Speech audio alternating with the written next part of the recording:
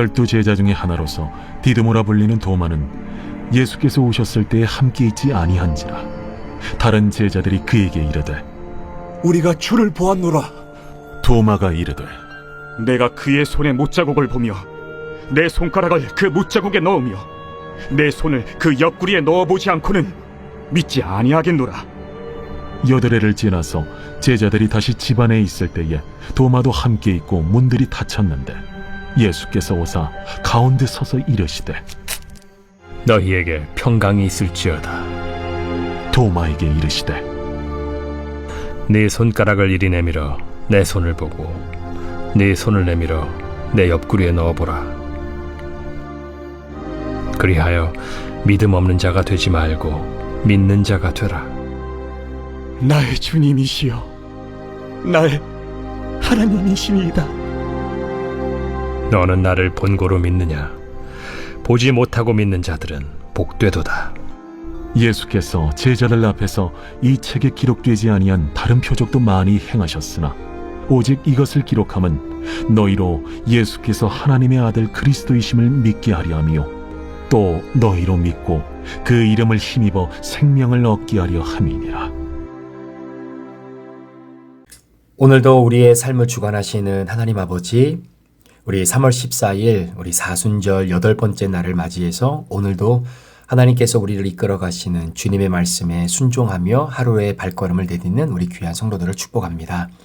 오늘도 예수 그리스도께서 부활하신 그 놀라운 은혜를 오늘도 우리의 삶 속에 적용하며 그 부활의 권능의 손길이 오늘도 우리 성도들을 덮어주시는 놀라운 축복이 오늘도 우리 가운데 있게 하여 주옵소서.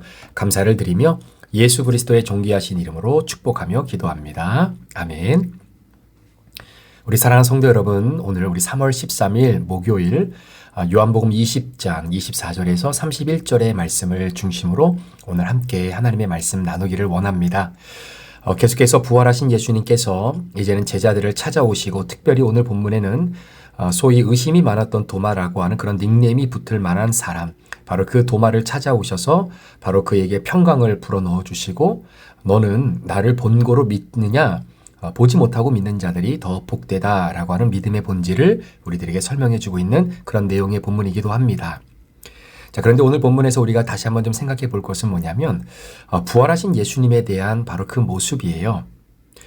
성경은 계속해서 우리에게 이 죽음이라고 하는 것 그리고 부활의 인과관계를 굉장히 많이 설명해 주고 있습니다. 우리가 어제 함께 나누었던 이 본문 말씀 19절 말씀에도 보면 부활하신 주님을 우리가 보게 되죠. 자, 그런데 부활하신 주님이 이제는 문을 꼭꼭 걸어 잠그고 유대인들의 보복에 굉장히 두려움을 떨고 있었던 제자들을 찾아오시는 바로 그런 장면, 우리가 어제 함께 나눴던 말씀이기도 합니다. 자, 분명히 제자들은 방문을 다 잠그고 두려움에 떨면서 꽁꽁 숨어 있었어요. 그런데 부활하신 주님이 그 현장에 나타나십니다. 자, 이 나타나신 이 모든 상황과 현장을 우리가 유심히 좀 볼 필요가 있다라는 거죠.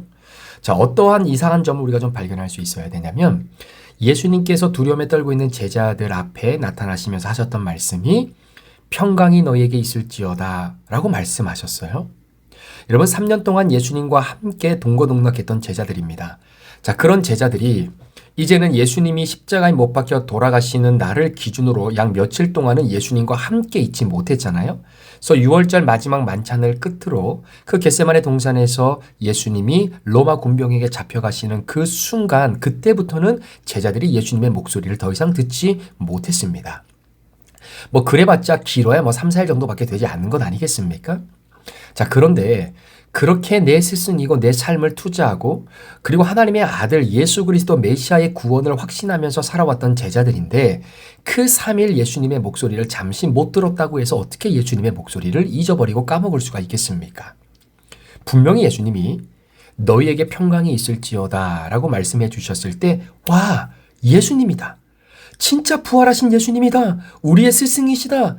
이렇게 표현을 하고 이렇게 반응을 해야 되는 것이 맞는데 오히려 예수님은 너희들에게 평강이 있을지어다 라고 제자들에게 말을 거는데 문제는 제자들이 그 부활하신 예수님이 누군지를 몰랐다라는 거죠. 자, 그런데 그 부활하신 주님을 언제 알게 되냐면 바로 예수님의 몸에 남아 있었던 고난의 흔적을 보고 만짐으로 말미암아 드디어 부활하신 주님으로 알고 믿고 기뻐했다라고 성경은 고백합니다. 자, 그러니까 여러분, 예수님께서 죽으시고 나서 부활하신 그 부활의 영체, 그 몸은요, 영이 아닌 육체로 우리 주님이 이 땅에 나타나시는 거예요. 그러니까 여러분 잘 기억하셔야 됩니다. 예수님이 부활하셨다는 것은 그저 영으로만 부활하신 것이 아니라 육체도 함께 부활하셨다라는 거예요. 자, 그런데 그런 부활하신 예수님이 어디선가 나타나셨어요. 그리고 어디론가 들어가셨어요. 자, 몸이 있는 육체입니다. 그래서 나중에 예수님께서는 갈릴리 바닷가에서 자신을 배신했던 베드로와 함께 그 육신의 몸을 갖고 그 베드로와 식사도 하시잖아요. 자, 그런데 문제는 부활의 주님은 여러분 죄를 입고 있었던 육신이 아닌 겁니다. 그러니까 예수님께서 이 땅에 우리와 같은 육신의 성경을 가지고 오셨을 때는 힘듦도 있어요. 상처도 있어요. 어려움도 있어요. 그 죄악의 세상의 그 모든 것들이 예수님에게 달라붙을 수도 있어요. 물론 죄의 영향을 받지 않는 분이시기는 하지만 말입니다. 그런데 부활하신 주님은 이제는 더 이상 죄를 입고 있었던 육신이 아니라는 겁니다. 여러분, 이유는 뭐냐면 죄악된 육체, 그러니까 저와 여러분, 우리와 같은 이런 이 육신을 가지고 있는 사람은 절대로 예수님처럼 벽을 뚫고 제자들이 있었던 그곳으로 도달할 수 없다라는 겁니다. 그러니까 부활의 예수님에 있어서 굉장히 중요한 사항이 뭐냐면 여러분, 이렇게 부활의 영체, 이런 부활의 육체를 가지고 계시는 주님이 결국은 이 벽을 뚫고 제자들의 두려움 속으로 함께 동참할 수 있었다라고 하는 상황을 통해서 부활하신 몸은 100% 죽음과 인과관계가 있다라는 거죠. 그렇죠? 자, 부활하시기 전에 십자가에 못 박혀 돌아가시기 전에 예수님의 육체는 이렇게 벽을 뚫고 들어가는 그런 육체는 아니었습니다. 그럼에도 불구하고 부활하시고 난 이후의 육체는 그 벽을 뚫고 들어갈 수 있는 어떤 초자연적인 육신을 오늘 성경이 고백하고 있다는 거죠. 그것이 무엇과 연관되어 있냐면 바로 십자가의 죽음과 연관이 있다는 겁니다. 그 죽음을 통해서만이 부활의 새로운 이런 영적인 육체를 얻을 수 있기 때문입니다. 따라서 부활은 완전히 죽었던 것을 완전히 새롭게 다시 살려내는 것이죠. 자, 완전히 죽었던 것과 어떻게 보면은 연속선상에서 새로워지는 것이 아니라 완전히 100%, 그러니까 180도 완전히 달라진 바로 그러한 육체를 오늘 부활하신 주님이 현재 몸으로 가지고 계신 바로 그런 내용입니다. 그러니까 살아나실 때는 완전히 다른 존재가 되는 것이죠. 그래서 죽음을 통과하는 육체는 이제는 이전의 육체와는 다른 거예요.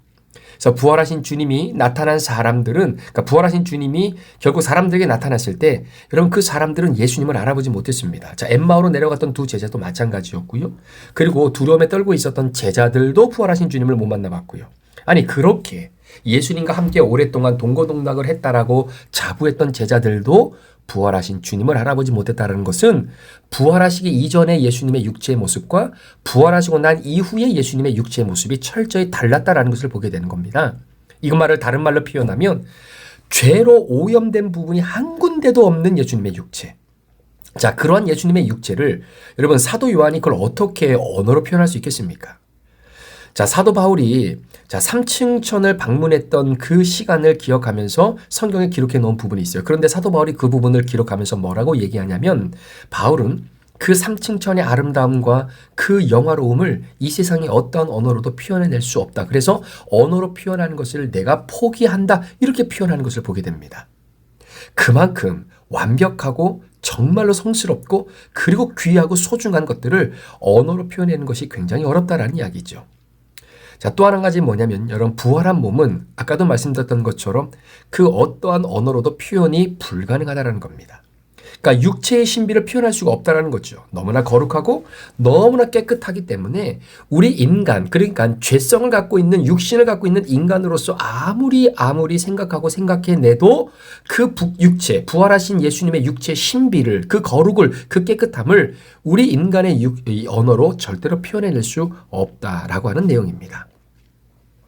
자, 부활하신 분과 대화를 하고 나니까 제자들이 이제야 비로소 깨닫는 것이 뭐냐면 예수님의 부활의 육신은 이전의 육신과는 달라졌지만 그럼에도 불구하고 온전히 예수님의 정체성은 그대로 남아있게 되는 겁니다. 자, 여러분, 우리가 예수 그리스도를 믿어서 구원 얻게 되는 이 은혜를 누리잖아요. 자, 우리도 마찬가지입니다.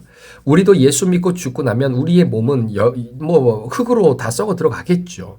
그러나 정말로 우리의 몸과 우리의 인격은 영화롭게 부활할 때에 다시 새롭게 하나님이 창조해 주십니다. 그러나 그렇게 창조되어진 새로운 우리의 존재 가운데에 내가 이 땅에서 주님을 위해서 행했던 나의 기억, 그리고 나의 이 모든 것들은 그대로 남아있게 되는 거예요. 내 기억도 그대로 남아있고, 그러니까 내가 부활했다고 해서 이전의 내 존재는 완전히 사라지고 어떤 새로운, 없었던 어떤 새로운 존재가 다시 태어나는 것이 아니라 오늘 예수님께서 부활하시기 이전의 육신과 부활하시고 난 이후의 육체는 달랐지만 그 정체성과 본질은 예수님이 그대로였다라는 것과 같은 맥락입니다. 그러니까 예를 들면 여러분 동그라만 크기의 강낭콩이 하나 있다고 한번 생각을 해보세요. 근데 이 동그라미 같은 이런 조그마한 강낭콩을 이제는 땅에다가 묻어서 심은 겁니다. 그러니까 그 땅에 심기는 강낭콩은 이제는 죽어서 열매를 맺게 되는 거죠. 그래서 땅에 강낭콩이 심겨지게 되면 이제는 녹색 줄기가 조금씩 올라오게 됩니다. 그런데 그 녹색 줄기가 올라오는 모습을 보면 여러분 땅에 심겨진 강낭콩과 비교해 보면 여러분 겉모습은 완전히 180도 다르죠. 그런데 강낭콩의 모습을 찾아볼 수 없지만 그 녹색 줄기를 띄어서 DNA를 검사해 보면 땅에 심었던 강낭콩의 DNA하고 똑같다라는 거예요. 본질은 같다라는 이야기입니다. 따라서 내 몸이 이제는 구원을 향해 결국 이 땅에서 썩어져 없어지게 되겠죠. 그러나 예수님 이 땅에 오셔서 다시 우리를 부활의 몸으로 새롭게 회복하실 때는 지금 우리가 가지고 있는 이 육체와는 다른 육체다라는 것이죠. 마치 두려워하고 있었던 제자들에게 앞으로 나아가게 할 수 있었던 바로 그 육체. 죽음의 문을 통해서 이전의 모습이 완전히 썩어지고 이제는 죽고 난 이후에 새로운 몸, 부활의 몸으로 등장하게 되는 것입니다. 자, 그런데 여러분, 이걸 아셔야 돼요. 자, 이 세상에 있는 모든 생명체는 다 흙으로 돌아갑니다. 자, 전도서에도 말씀해도 사람이든 짐승이든 똑같이 결국 흙으로 왔기 때문에 흙으로 다 돌아가게 되는 거죠. 자, 그런데 오늘 사도 요한이 강조하고 있는 것은 그렇게 우리가 죽고 그리스도 예수 안에서 다시 부활의 몸으로 다시 한번 새롭게 거듭나고 회복되어지는 이 부활의 영광이 누구를 통해서 가능하게 되냐면 바로 성령 하나님을 통해서 가능하다라는 것입니다. 그러니까 성령을 통해서 이전과 다른 모습. 자, 그러나 성령을 하나님을 통해서 내가 죽고 그리고 성령 하나님을 통해서 내가 부활의 새로운 육신과 그 영혼으로 거듭나게 되는 것이 은혜이지만 여러분 성령을 통하지 아니하는 죽음은 결국 그것은 트라우마가 될 수밖에 없다라는 겁니다. 자, 두려움과 죽음이 남아있는 것은 성령을 통한 죽음이 아닌 거예요. 그러나 성령님과 함께 죽고 성령님과 함께 부활의 능력을 경험한 존재는 평강의 존재로 거듭나게 된다는 것입니다. 자, 그 대표적인 예가 사도 바울 아니겠습니까? 여러분, 사도 바울은요, 족보를 강조했던 사람입니다. 그런 그가 다메섹 도상에서 부활하신 예수님을 만납니다. 자, 그때에 부활하신 주님이 사도 바울의 무엇을 가져가냐면 눈을 가지고 가세요. 그래서 앞이 안 보이게 하십니다. 여러분, 이 사도 바울이요, 정말로 남을 미워하고 박해하고 폭행하고 교만했던 사람이잖아요. 그런데 그런 사도 바울의 눈을 하나님께서 온전히 가지고 가시고 난 이후에 앞을 보지 못하게 됐는데 어떻게 다른 이를 미워하고 박해하고 폭행하고 교만하게 살아갈 수 있겠습니까? 그러니까 부활하신 주님을 다메섹 도상에서 만나고 난 이후에 사도 바울이 완전히 죽은 거예요. 그런데 바울은 구원받은 성령의 사람이잖아요. 그래서 바울은 하나님께서 예수 그리스도를 통해 결국은 이방인의 선교사의 그릇으로 선택하시고 그를 다시금 부활의 영으로 새롭게 하시기 위해 그 다메섹 도상에서 사도 바울을 죽음으로 밀어낼 때 그때 사도 바울만 밀어낸 것이 아니라 성령님도 함께 사도 바울과 같이 밀어낸 것이죠. 그래서 사도 바울이 성령 안에서 죽고 성령 하나님을 통해서 다시 태어나게 되었을 때에 사도 바울은 혈기 대신에 정말로 하나님의 은혜가 쏟아져 나오는 사람으로 변화되어지는 모습을 보게 됩니다. 그래서 사도 바울은 이전과 다른 바울을 성경은 고백하게 되죠. 그것이 바로 다른 무엇이 아닌 죽음을 통해서 다른 사람, 다른 이전의 부활의 사건으로 경험되어지는 그러한 주인공으로 오늘 우리에게 소개하고 있는 것입니다. 오늘 본문에서도 도마가 25절에 말씀해 보니까 내가 그의 손에 못자국을 보며 내 손가락을 그 못자국에 넣으며 내 손을 그 옆구리에 넣어보지 않고는 믿지 아니하겠노라 이렇게 이야기를 해요. 자, 그리고 나서 26절에 시간이 지나고 나서 다시 제자들이 집안에 있을 때에 분명히 문이 닫혀 있는데 그 가운데로 예수님이 오시더니 또 똑같이 말씀하시는 겁니다. 너희에게 평강이 있을지어다. 자, 지금까지는 내가 보지 못하고 믿는 것이 아니라 무엇인가를 보고 난 다음에 그것을 가능성을 가지고 내가 예수님을 믿는다라고 인생을 살았다면 오늘 예수님이 도마를 통해 제자들에게 주시는 바로 그 도전은 그것입니다. 이제는 성령을 통해서 너희가 완전히 죽고 성령을 통해서 다시 살아나는 새로운 부활의 육체를 가지고 이제는 이 세상에 성령 하나님의 영광을 드러내면서 바로 복음을 증거하는 하나님의 귀한 사명자들로 살아야 되는 것을 다시 한번 못 박아주고 있는 내용이기도 하는 것이죠. 그러려면 철저하게 죽어야 됩니다. 이제부터는 성령님의 은혜로 말미암아 보고 믿는 것이 아니라 보지 않아도 믿어야 되는 그 믿음으로 세상으로 나가야 되는 거거든요. 저 역시 목회를 하다 보면 제 인생 가운데 정말 죽음과도 같은 그런 뼈아픈 시간들이 있죠. 그 죽음과 눈물 났던 그 모든 시간들, 그때 나 혼자만 그 고난과 고통의 터널을 지나는 줄 알았는데 오늘 말씀을 묵상하면서 곰곰이 생각해 보니까 저만 그 터널을 지난 것이 아니라 바로 성령님도 저와 함께 그 어둠의 터널, 고난의 터널, 눈물의 터널을 지나가고 계셨던 것입니다. 그래서 그 시간을 통해서 다시금 내 자신을 돌아보고 성령님과 함께 거듭나고 부활의 영으로 다시금 나를 새롭게 거듭나게 해주셨던 바로 그 은혜를 가지고 다시 목회를 시작하면서 가만히 생각해 보니까 이전의 나와 지금 나의 모습에 가장 큰 차이점 하나를 발견하게 됐는데요. 그게 뭐냐면 저는요 정말로 군중을 좋아했던 사람입니다. 그러니까 군중이 많이 모여 있는 것, 이걸 굉장히 좋아했던 사람이에요. 그러니까 반대적으로 군중이 아닌 한 사람, 그러니까 군중을 위해서 내가 무엇인가 에너지를 쏟고 어떤 일을 하면 그것이 나에게는 굉장한 이익이 되고 그것이 저의 에너지가 된다라고 생각을 했고요. 그렇기 때문에 반대로 어떤 한 사람을 위해 내가 에너지를 쏟는다? 이거는 어떻게 보면 시간 낭비라고 생각을 했던 때가 사실은 많이 있었습니다. 그런데 주님과 함께 죽고 성령님과 함께 다시 살아나 하나님의 은혜 가운데 새롭게 목회를 시작하면서 제가 느낀 것은 군중이 중요한 게 아니라 바로 그 한 사람이 중요하다라는 것을 알게 되는 거죠. 남아있는 그 한 사람. 처음에 제가 브릿지 교회를 개척할 때 과연 어떤 사람들과 이 교회를 함께 일궈 나가야 될 것인가. 내가 개척을 한다고 했을 때에 과연 어떠한 사람들이 이 믿음의 여정에 함께 발을 디뎌줄 수 있을까. 사실 고민을 안 하지는 않았습니다. 굉장히 많이 고민을 했죠. 그럼에도 불구하고 모든 것을 하나님께 맡기고 첫 예배를 드렸을 때 하나님께서 이 여정을 함께 믿음으로 걸어갈 수 있는 소중한 분들을 보내주셨어요. 그러니까 이전에 제가 군중들을 좋아하고 군중들에게 마음을 쏟아주었던 것과 비교해 보면 인원은 굉장히 작아요. 그럼에도 불구하고 그때 하나님이 주셨던 마음이 뭐냐면 그 한 사람, 함께 걸어가겠다라고 왔던 그 한 분 한 분이 저에게는 너무나 귀하고 아름다운 분들이다라는 거예요. 그래서 그 한 사람을 위해서 애쓰고 노력하는 것이 이게 시간 낭비가 아니라 이게 내 사명이고 내가 목회를 감당할 나의 마음의 중심이구나라는 것을 알게 되는 것이죠. 그래서 제가 브릿지 교회를 개척하고 우리 성도님들과 지금까지 함께 믿음의 여정을 걸어오면서 그 한 사람 그 한 사람이 얼마나 귀하고 아름다운지 모릅니다.